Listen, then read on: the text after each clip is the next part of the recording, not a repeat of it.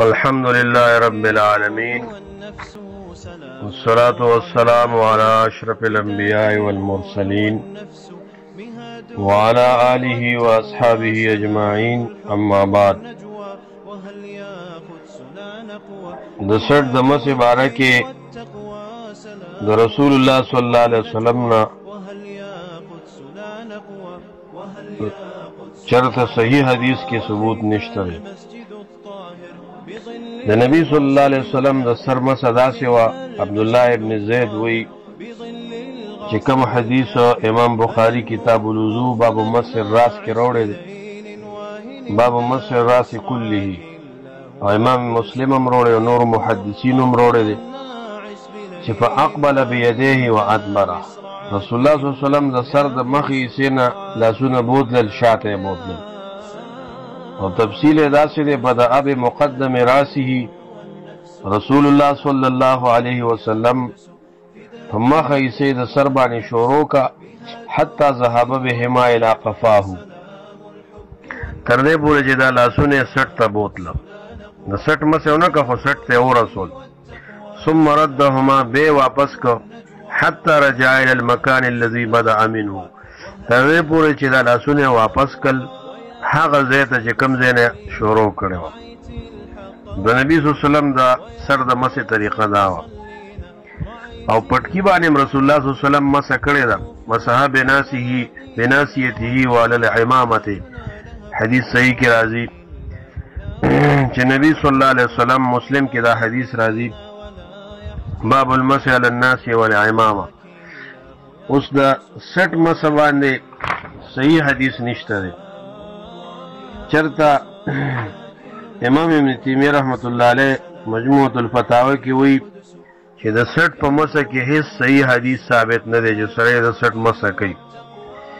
امام ابن قیم رحمت الله علیه زاد المعاد کې وی چې په دې کې هیڅ صحیح حدیث ثابت نه دی امام نووي وی چې په المجموع شرح مهذب اول جلد کې وی چې د سټ مسح کول بدعت دی جمهور اهل علم امام مالک امام شافعی امام احمد سے وی لکه الفتاوی الکبرى کې ابن تیمیہ سے نقل کړی دی چې د سټ مسح دا سنت نه ده ثابت نه ده پدې کې بعض خلک بعض روایت وروړي هغه کمزوري لکه د وائل ابن حجر روایت وروړي چې رسول الله مسح رقبته مسح کو په سر باندې اوس دا کشف الاستار د بازار کې دا روایت راغلی دی په دې کې درې راویان دي درې واړه کمزوري دي درې راویان پکې کمزوري یو پکې محمد ابن حجر دی امام بخاری وی چې دا محل د نظر دی امام ذهبی وی د لپاره مناکیر دی میزان الاعتدال دریم جلد کې دریم راوی پکې سعید ابن عبد الجبار دی امام نسائی وی چې غیر قوی ليس بقوی دا راوی قوی نه دی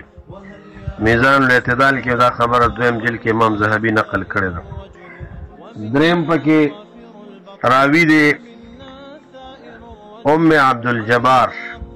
دا مجهول الحال له مجهول الاسم هم دی کدا خبره دا بهقی د سنن کبرى په حاشیه باندې الجوهر النقی کې دا خبره ذکر ده دویم روایت پکې د طلحه بن مصرف ته نبی عن جده چې هغه کې د سټ د مسه ذکر دی هغه کې درې راویان کمزوري دي ابو سلمہ سل کندی عثمان بن مقسم دا پکې کمزور دي امام جوزجانی وی چې دا کذاب دی امام نسائی او امام دارقطنی وی چې دا متروک دی میزان الاعتدال دریم جلد بل پکې لیث ابن ابي سلیم دی هغه باندې به اختلاط راتلو او دا